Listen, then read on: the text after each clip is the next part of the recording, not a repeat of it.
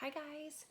Today I'm going to read a story that was written by Karen Lynn Williams, and it is illustrated by Catherine Stock. The story is called Galimoto. I have an actual Galimoto right here. Look. This was my daughter's toy when she was little. I mean, it's still her toy now, but she hasn't played with it in a long time. But you kind of push it, and then the wheels roll, and look, she looks like she's pedaling the bike. And that is called the Galimoto. So let's read the story. Galimoto by Karen Lynn Williams.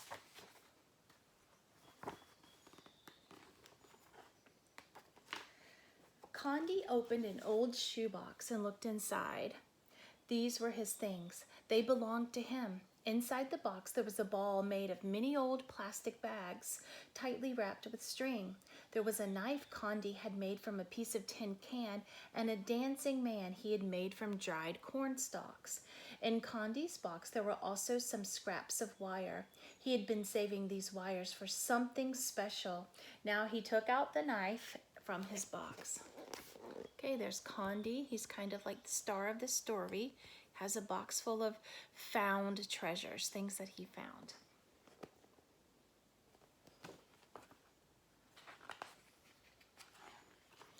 I shall make a Galimoto, Condi told his big brother Ifulu.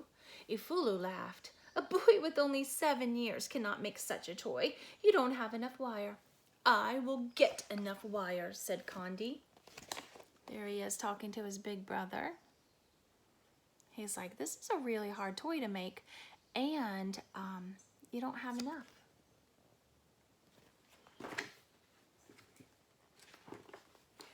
Condi took his knife and wire scraps and went to the home of his friend Gift. I want your wires, Condi told Gift. I will give you my knife for them. Why do you want wires? Gift asked. I want to make a Galimoto, Condi answered. Gift ran his fingers over the tin knife. It's a good knife. I'll cut a dancing man with it. Gift took a handful of wires from his box of things and gave them to Condi. That is not enough wire for a Galimoto, he told his friend. I will find enough wire, Condi said. So he's exchanging things, trying to find his enough wire so he can make one of these cool things. Condi put his wires in an old plastic bag and took them to the shop of his uncle. Good day, second son of my brother, his uncle greeted him. How can I help you? I want some wire, Condi told his uncle. Well, how will you pay for it? Have no money, Condi answered, but you have wires in your old packing boxes from the city. They would make a fine Galimoto. So you want to make a Galimoto. The son of my brother is a very clever boy. Take the wires.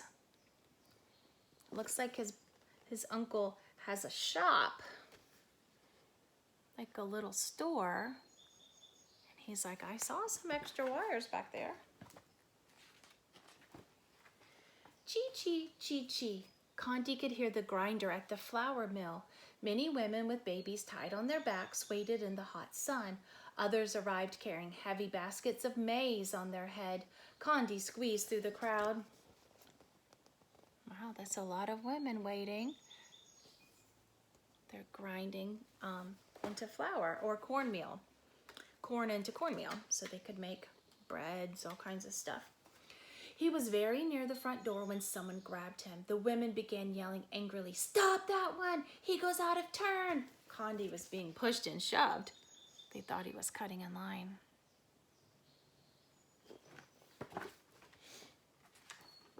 Suddenly, the mill stopped its grinding. What is it? The miller shouted. The women pointed at Condi. Oh no, said Condi. I have no maize to grind. I just want wires for a Galimoto. He opened his bag for them to see. Playthings, you keep us waiting, the women grumbled angrily. One cannot eat wires. An old toothless woman shook her hand at Condi. The miller shrugged. There are some wires out back. Take those and go. In the back of the mill, there was an open door. Inside the door was a pile of old motor parts. There, Condi found some very thin wires wrapped in red and yellow and green plastic. I can scrape the coating off, Condi thought. These wires will hold my Galimoto together. Still, he did not have enough wires for a Galimoto.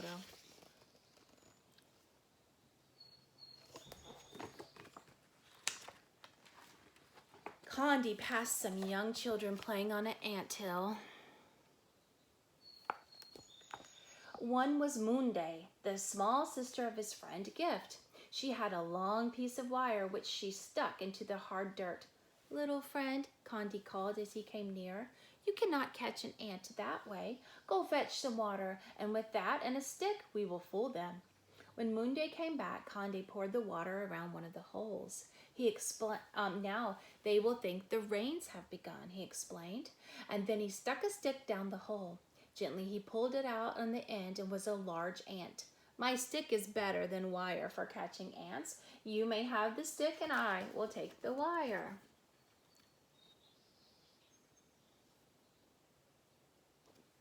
He's working really hard to get enough wire. Condi knew there was a trash heap behind the bicycle repair shop, but the gate was locked. Condi climbed over the fence. In the courtyard, he found some broken, bent spokes from a bicycle. He climbed back over the fence with his bag.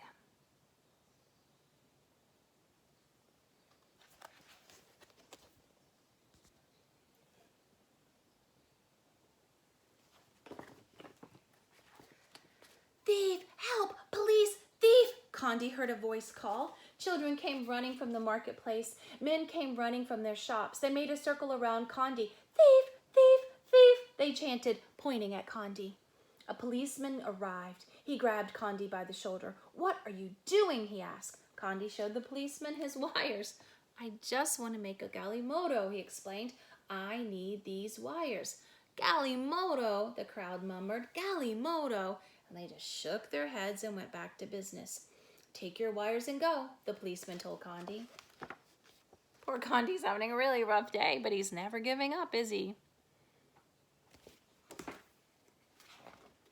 Condi took the wires back to the shade of the red flame trees in his village. Nearby, his mother and sister pounded on their maize. They sang of the hard work they were doing. Condi sorted his wires. There were some thick pieces and some thin pieces. Some wires were long and some were short. Condi banged and bent and twisted the ones with a stone to straighten them. Then he began. The thick wires made the frame. He wrapped the very thinnest wires at the joint to hold the Galimoto together. "My Galimoto will be a pickup truck," Condi planned. "It will carry maize to the city, and it will have an antenna for the radio," he smiled. Condi worked all afternoon. He pounded the strongest wires around a pipe to make the round wheels. A sturdy piece of bamboo made the rod for the steering wheel. Look how hard he's working. Takes a lot of thinking to make one of these. It's really like a really kind of a machine, isn't it? All the pieces have to work together. Oh. Pretty smart. Finally, the warm, toasty smell of maize porridge was cooking over the village fires, told Condi it was time to go home. His brothers and sisters admired his work. "So you found enough wire," Ufulu said. "Yes," Condi agreed. He parked his Galimoto next to the box of things and he ate his supper. "Let the moon be bright for us to play and sing tonight." Condi could hear his friends singing in the distance. They were calling him to play. Look at his Galimoto. He did it. There it is. It does look like a pickup truck, doesn't it? Now he carefully guided his Galimoto over the dusty path. "Galimoto!" someone cheered, and one of Condi's friends formed a line behind him. "Eee! Galimoto! Galimoto!" they began to chant. Look, anyone who has a Galimoto went to get it, and they're making a line, playing. Condi saw the shadow of his Galimoto cast by the moonlight racing alongside. "It is a fine Galimoto," he thought proudly. "Perhaps tomorrow I shall make a Galimoto into an ambulance or an airplane or a helicopter." Oh, Condi's really proud of his hard work. It's a really cool Galimoto. Look, Condi's sleeping and he's dreaming about all the Galimotos he might want to make. So yeah, I'll show you this Galimoto one more time. This one has like some clothes on, and it has a girl on a kind of a bike thing instead of a pickup truck. But yeah, this is definitely a Galimoto. It's just wires that have been decorated with string and fabric. And I hope you guys all have a great day. Thank you for listening to my story that I picked.